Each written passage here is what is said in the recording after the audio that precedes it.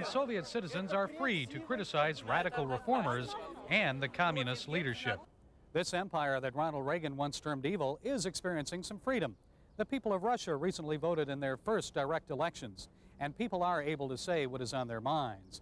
And the Soviet economy appears to be getting worse. Sure, Soviets have grown accustomed to long lines during recent years, lines for gasoline, beer and vodka, and just about everything in great demand. But their rubles are now buying less and less, and fewer items are available. On this day in Moscow, consumers hoarded bottles of ketchup, a common commodity in the U.S., but a scarcity in the USSR. Soviet shoppers find grocery store freezers nearly empty and are often left to select less than desirable frozen dinners. You know, you look at who is responsible now for information. You've got the DIA, the CIA, the State Department, the casualty officers, and 3 or 4 different casualty officers, Army, Navy, Marine Corps, Air Force. You are going to see now over the next couple of months while the Senate's out, a great focus on getting these names, these people, these 12 or 14 intelligence people. We'll be talking to many others who have volunteered information to us, and we have to synthesize all that and sort out the good and the bad. Blame the Bush administration for. But the New Hampshire voters are hearing few answers beyond the finger pointing. Iowa Senator Tom Harkin likes to visit struggling factories with his message.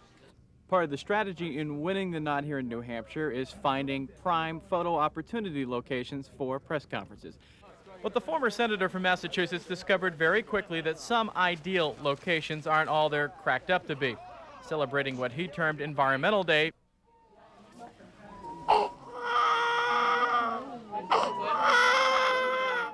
these are the faces of genocide. It's a jihad. Islam is the motivation behind it.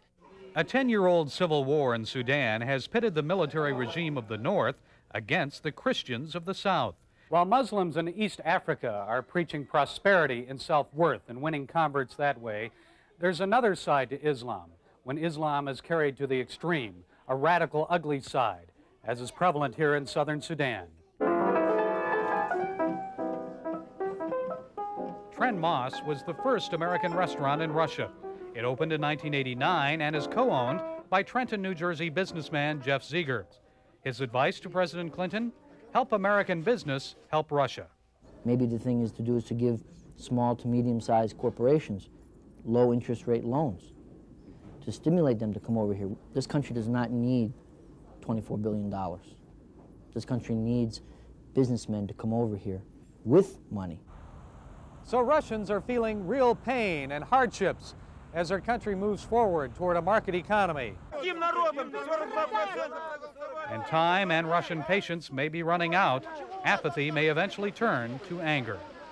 Russian people are very, very patient, but when they get mad, they can break everything. If we start fighting, then we will fight to the death.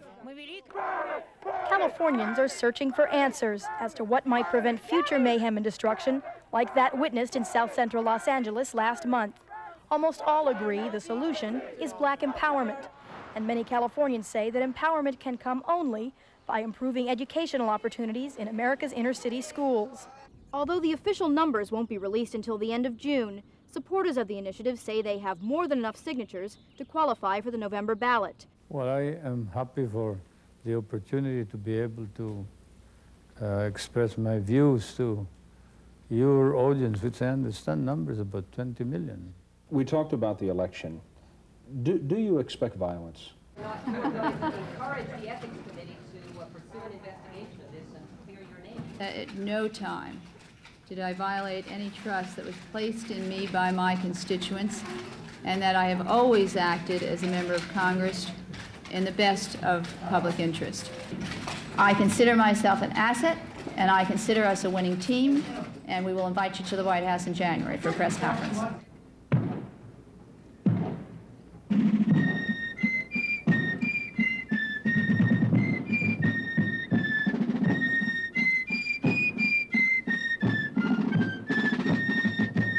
I'd like to take this opportunity to express admiration